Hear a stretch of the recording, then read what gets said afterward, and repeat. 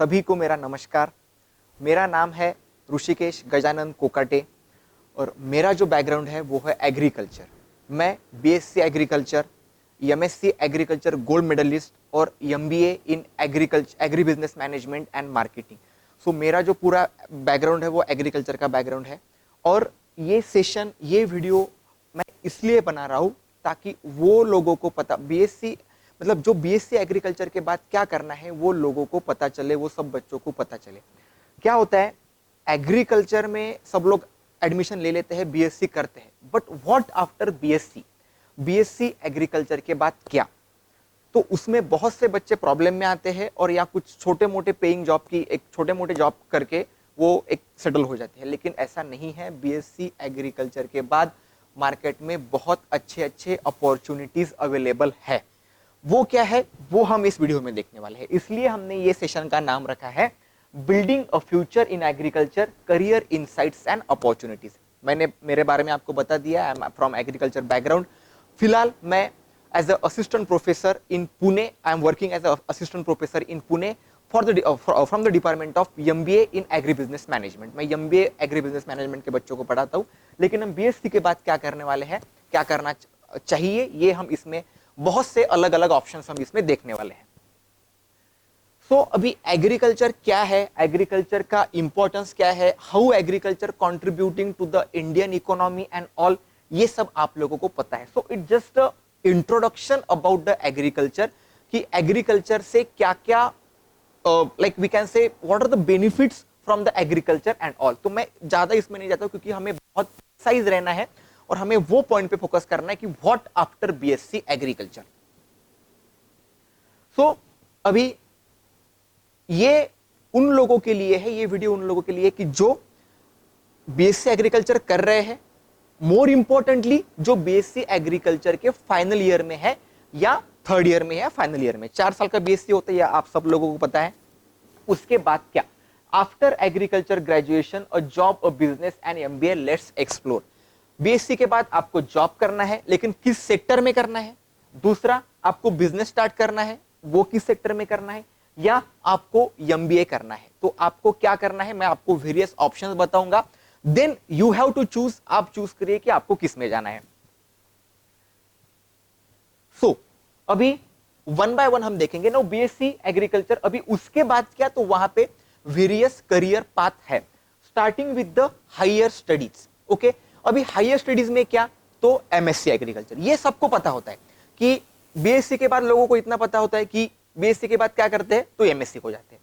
लेकिन उसके बाद भी बहुत से ऑप्शंस है। एमएससी के बाद क्या, ओके, बीएससी के बाद आप एमएससी को तो चले जाएंगे, लेकिन एमएससी के बाद क्या, किसी ऑर्गेनाइजेशन में, किसी कंपनी में जॉब करना, यही बीएससी के बच्चों का उद्देश्य नहीं होना चाहिए। ओके, तो हायर स्टडीज ये एक ऑप्शन है। Second, management and business. Okay, उसमें क्या, तो आप एमबीए कर सकते हैं। दूसरा, आप कोई आपकी बिजनेस फर्म स्टार्ट कर सकते हैं, कंसल्टेंसी फर्म, प्रोजेक्ट मैनेजमेंट या और कुछ, जिसमें आप जिन लोगों को उनका बिजनेस सेटअप करना है उनको कंसल्टेंसी दे सकते हैं कि आप उनको उनका बिजनेस कैसे सेट करना है। क्योंकि आपको तो पता होता है कि बीएससी के बाद बिजनेस स्टार्ट करना है तो क्या क्या प्रॉब्लम आती है, क्या क्या डॉक्यूमेंटेशन लगता है, ये आपको पता होता है। हम उसमें ज्यादा डीप में नहीं जाएंगे। ये एक ऑप्शन है। थर्ड ऑप्शन, एंटरप्रेन्योरशिप, जो agri entrepreneurship and start agri based business. आप आपका खुद का बिजनेस स्टार्ट कर सकते हैं। ओके, मींस आपको ये पता है, जैसे हम बहुत से वीडियोस देखते हैं, हम बहुत से न्यूज देखते हैं कि किसी ने पोल्ट्री फार्म शुरू किया, किसी ने गोट फार्मिंग शुरू की, या किसी ने कुछ। एग्रीकल्चर में इतना वास्ट है कि आप कुछ भी बिजनेस स्टार्ट कर सकते हैं। ओके, तो बिजनेस के लिए, बिजनेस में क्या क्या होता है उसके लिए हम एक अलग वीडियो बनाएंगे, लेकिन अभी हम सिर्फ इतना देखने वाले हैं कि बीएससी के बाद क्या। ओके, तो थर्ड पॉइंट तक आ गए थे। थर्ड में आप आपका खुद का बिजनेस स्टार्ट कर सकते हैं। लेकिन मेरा ऐसा मानना है कि बीएससी के बाद आप डायरेक्टली बिजनेस में ना जाके थोड़ा इंडस्ट्रियल एक्सपीरियंस लेके अगर बिजनेस में जाएंगे, उसका आपको अलग फायदा होगा। क्योंकि मैं भी एकेडमिशियन हूं, मैं एमबीए के बच्चों को पढ़ाता हूं। मुझे पता है कि एमबीए के बाद जो बच्चे जॉब करके बिजनेस करते हैं उनका सक्सेस रेट, और जो डायरेक्टली एमबीए या एमबीए के बाद जॉब करने के लिए बिजनेस करने के लिए जाते हैं, उनका सक्सेस रेट कितना है। मार्केट का नॉलेज होना जरूरी है। वो तभी आएगा जब आप मार्केट में ग्राउंड लेवल पे उतर के आप कुछ स्टार्ट करेंगे। Then four, government job. ये तो हम सब लोगों को पता होता है, और मैं पहले से मेरे सब लेक्चर में ये बोलते आ रहा हूं कि गवर्नमेंट जॉब को अननेसेसरी इंपॉर्टेंस दिया जाता है, unnecessary importance. Okay, government job की प्रिपरेशन में बच्चे उनके सालों लगा देते हैं, और कभी कभी ऐसा होता है 5 साल बाद, 6 साल बाद, 7 साल बाद भी उनके हाथ में कुछ नहीं आता। आता है फ्रस्ट्रेशन, टेंशन और प्रेशर। ओके, तो गवर्नमेंट जॉब की तैयारी आप तभी करिए जब हम सब लोगों को हमारा पता होता है कि हम कितने पानी में हैं। ओके, गवर्नमेंट जॉब की तैयारी आप तभी करिए जब आपको आपके ऊपर कॉन्फिडेंस है कि ये मैं कर सकता हूं, या मैं इसमें 2 साल देने के बाद मैं इसमें कुछ आगे जा सकता हूं। अगर आपके पास वो कॉन्फिडेंस नहीं है, आपको पता है कि नहीं ये मेरे लिए नहीं बना है, तो उसमें आपका टाइम वेस्ट मत करिए। उससे अच्छे, उससे हाई पेइंग जॉब्स मार्केट में है, लेकिन जो मेन क्रूशियल टाइम होता है लाइफ का, वो उसमें 5 साल 7 साल मत बर्बाद करिए अगर आपको पता है कि उसमें कुछ नहीं होने वाला। ओके, तो हमने अभी तक देखे 1 2 3 4 higher studies, management studies, entrepreneurship और गवर्नमेंट जॉब। अभी इसके आगे क्या, ठीक है, अभी shaping the future of career avenue. अभी इसमें हम देखने वाले हैं कि बीएससी के बाद इन डिटेल आप क्या क्या कर सकते हैं, starting with the government job, जिसके बारे में मैंने आपको ऑलरेडी बताया। अभी गवर्नमेंट जॉब ठीक है, चलो हम इसके बारे में भी देखेंगे कि जिन लोगों को गवर्नमेंट जॉब किस में जा सकते हैं। ऐसा ना हो कि मैंने आपको गवर्नमेंट जॉब के बारे में नहीं बताया। ओके, तो गवर्नमेंट जॉब में क्या, ओके, आईएफएस सर्विसेज है, that is Indian forest services, जिसकी सेपरेट एग्जाम होती है। उसके बाद एग्रीकल्चर ऑफिसर एओ, इसकी प्रिपरेशन तो हम सभी करते हैं। एओ तो हमें बीएससी के फर्स्ट सेम में आने के बाद पता चलता है कि एओ क्या होता है और उसके लिए क्या लगता है, तो इसमें मैं ज्यादा डीप नहीं जाऊंगा। Okay, then field officer, agriculture field officer और field officer, then field officer in banks. Field officer in banks, इसकी एक अलग पोस्ट होती है बैंक्स में, जिसके लिए बैंकिंग लेवल पे एक अलग एग्जाम ली जाती है। ओके, उसका सिलेबस अलग होता है। देन नाबार्ड के कुछ अलग एग्जाम्स होते हैं। Then agriculture development officer, ADO, ये भी सबको पता हो कि एग्रीकल्चर डेवलपमेंट ऑफिसर की है, उसमें क्या होता है। देन कृषि विज्ञान केंद्र, केवीके को हम सबने विजिट किया हमारे एग्रीकल्चर के बीएससी करते हुए, कभी ना कभी हम विजिट करते हैं। तो केवीके में अलग अलग सीनियर साइंटिस्ट, असिस्टेंट, ये सब पोस्ट होती है जिसमें आप अप्लाई कर सकते हैं। सिर्फ आपको ये देखना है कि उसकी कब एडवर्टाइजमेंट आती है, तो आपको टाइम टू डेमो चेक करना है। Okay, then scientist agriculture department job, horticulture extension officer की जॉब्स गवर्नमेंट की तरफ से होते हैं। देन आईसीआर के साइंटिस्ट लेवल के जॉब होते हैं, जैसे नागपुर में सेंटर है, उसमें आप नागपुर में जो ऑरेंज सेंटर है, ऑरेंज डेवलपमेंट सेंटर है, उसमें आप अलग अलग लेवल की जॉब देख सकते हैं। Then private sector job, okay, private sector job में आप एग्री इनपुट कंपनी में जा सकते हैं। फर्टिलाइजर कंपनी, पेस्टिसाइड कंपनी, इसको इनपुट सेक्टर बोलते हैं, जिसमें आप जा सकते हैं और जिसमें आपकी ग्रोथ बहुत फास्ट है। क्योंकि एज अ मैनेजमेंट इंस्टीट्यूट मुझे पता है हमारे यहाँ पे एमबीए करने के बाद बच्चों को कितने अच्छे अच्छे अपॉर्चुनिटीज मिलते हैं और वो कितने हाई पेइंग जॉब्स लेते हैं। Okay, then food processing industry, आपको पता है जिन्होंने बीएससी किया है, okay, BSc in food technology, वो फूड प्रोसेसिंग इंडस्ट्री में जा सकते हैं, वहां पे भी आप अच्छा करियर कर सकते हैं। Then agritech startup, precision farming, अभी नए जो मल्टीनेशनल कंपनीज है मार्केट में, उन्होंने प्रिसीजन फार्मिंग स्टार्ट की है उनके खुद के लेवल पे। ओके, तो वो आपको हायर करेंगे कि आप जाके वहां पे उनकी फार्मिंग करिए। Farming, but which farming, modern farming. Okay, जो सब एआई बेस होगी, ड्रोन बेस होगी, सब वहां पे मॉडर्न चीजें ही की जाएगी। ओके, एक ऑप्शन है आपके पास। Then agri banking and finance, ये तो आपको पता है, agri banking, agri finance, NABARD, private bank में एग्रीकल्चर ऑफिसर, आईसीआईसीआई, एचडीएफसी, ये बैंक में भी एग्रीकल्चर ऑफिसर के पोस्ट होते हैं। ये हो गया private sector. Then NGOs and development sector, आप एनजीओ में जा सकते हैं जॉब करने के लिए। बहुत से अच्छे एनजीओ इंडिया में वर्किंग है जहां पे एग्रीकल्चर, रूरल डेवलपमेंट के लिए आपको रिक्रूट किया जा सकता है। आपको कोई एक सेक्टर दिया जाएगा कि आप ये चाहिए, मींस आपको कोई एक विलेज दिया जाएगा, ये विलेज है, आपको डेवलप करना है। ओके, तो एनजीओ एक ऑप्शन है। Then entrepreneurship and self employment, ये मैंने आपको बताया कि आप आपका खुद का बिजनेस स्टार्ट कर सकते हैं। उसमें क्या, agripreneurship startup in agritech, organic farming. Okay, आप आपकी ऑर्गेनिक फार्मिंग स्टार्ट कर सकते हैं। ऑर्गेनिक फार्मिंग को अभी कितना इंपॉर्टेंस आ रहा है मार्केट में, सभी फार्मर, सभी लोग ऑर्गेनिक फार्मिंग की तरफ जा रहे हैं, ये भी आपको पता है। ओके, तो उसमें एक अच्छा अपॉर्चुनिटी है। देन डेयरी फार्मिंग तो एग्रीकल्चर सबको पता है होता है, डेयरी फार्मिंग और गोट फार्मिंग। ओके, तो डेयरी फार्मिंग, लेकिन मैं ऐसा डेयरी फार्मिंग अभी बहुत हो रहा है, ठीक है, तो उससे थोड़ा कुछ हटके हम सोच सकते हैं, लेकिन डेयरी फार्मिंग ये ऑप्शन आप एक रख सकते हैं। Then agro tourism and agri export. Agro tourism, agri export. Tourism तो ठीक है, चलो उसके लिए थोड़ी हाई इन्वेस्टमेंट लगेगी, लेकिन तो वो भी उसमें जाते हैं, लेकिन भी एग्री एक्सपोर्ट को बहुत ज्यादा इंपॉर्टेंस है। हम क्या करते हैं, हमारे यहाँ पे अभी एग्रीकल्चर में जो लोग आते हैं, जो बच्चे जाते हैं, वो सभी फार्मिंग बैकग्राउंड से है, इंक्लूडिंग मी, मेरा भी फार्मिंग बैकग्राउंड है।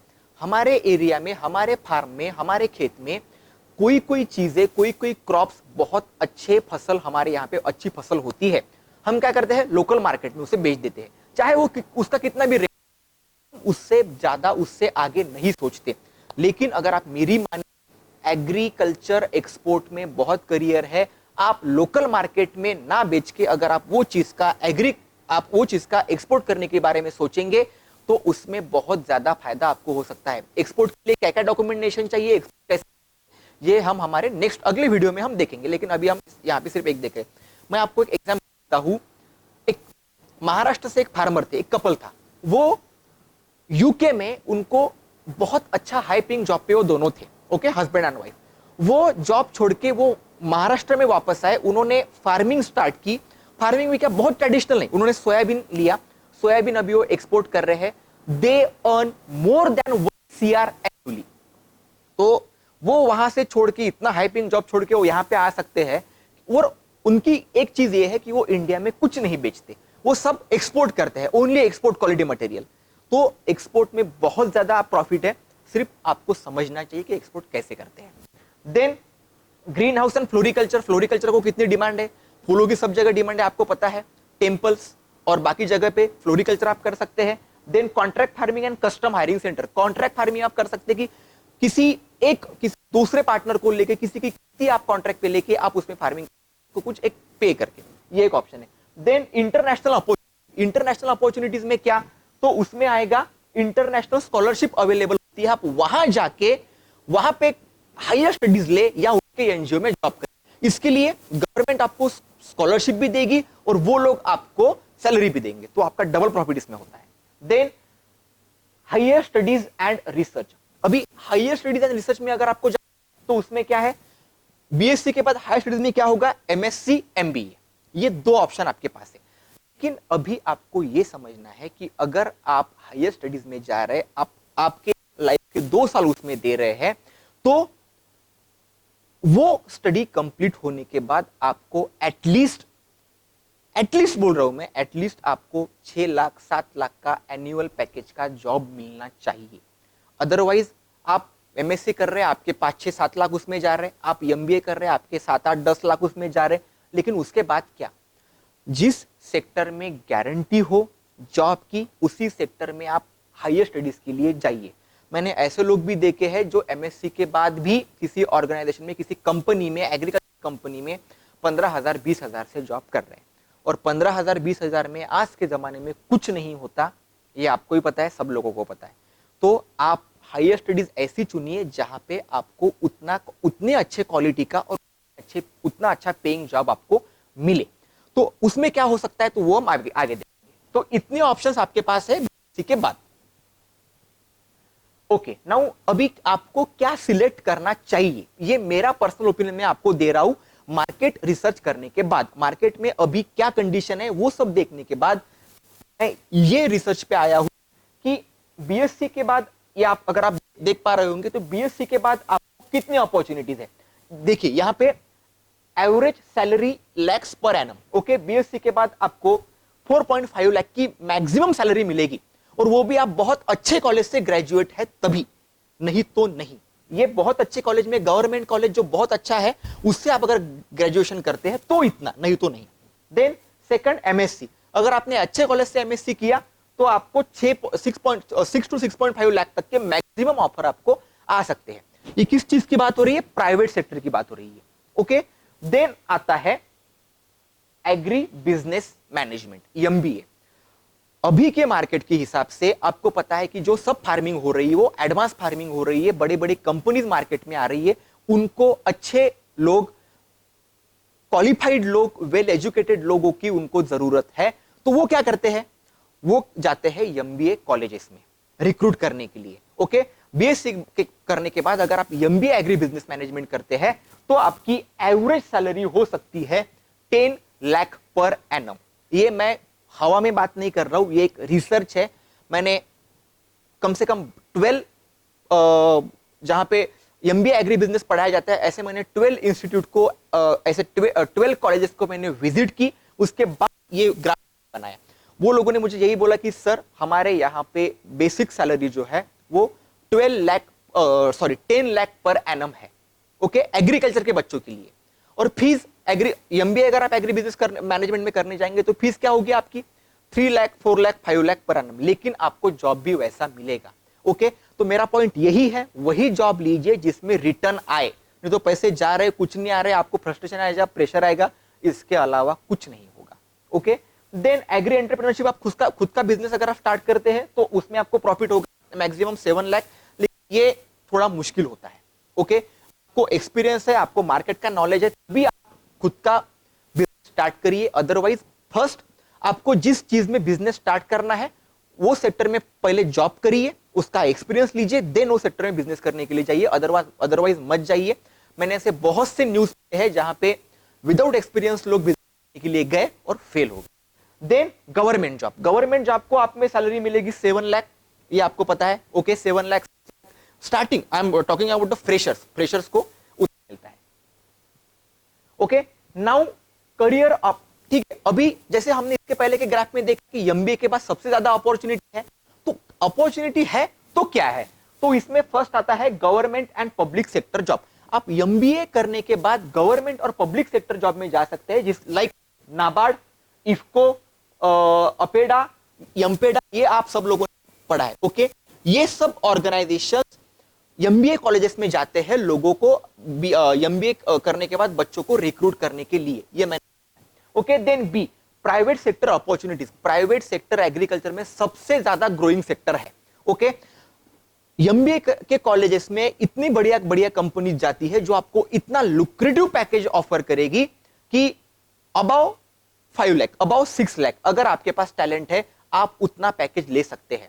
मार्केट में सबसे ज्यादा ट्रेंड अभी चल रहा है एमबीए का, क्योंकि मार्केट में उतनी एग्रीकल्चर कंपनीज एस्टैब्लिश है, उनको अच्छे लोग चाहिए, आप वो अपॉर्चुनिटी ग्रैब करिए। Okay, then consulting and international opportunities, आप आपका खुद के कंसल्टिंग फर्म स्टार्ट कर सकते हैं एमबीए करने के बाद।